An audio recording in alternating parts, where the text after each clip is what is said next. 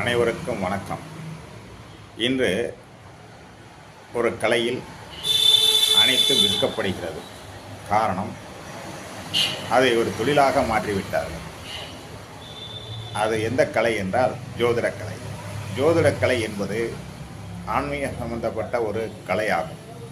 இதை பணத்திற்காக விற்கக்கூடாது என்று என் ஆசான் ஆறுமுகம் பிள்ளை கூறுவார்கள். அவ்வாறு பணத்திற்காக விற்கும் பொழுது தன் தொழிலை அவர்கள் இழந்து விடுவார்கள், தன் செயல்திறனையும் இழந்து விடுவார்கள். இது என் ஆசான் எனக்கு உரைத்தது. சரி, அவ்வாறு என்றால் எவ்வாறு நாம் ஜீவிப்பது என்று கேள்வி எழலாம். ஒரு ஜோதிடம் பார்க்கிறோம், அதற்குரிய தட்சிணை என்று ஒன்று வைப்பார்கள். அதை நீங்கள் தாராளமாக ஏற்றுக்கொள்ளலாம், தவறில்லை. ஆனால் ஜோதிடத்தை வகுப்புகளாக எடுத்து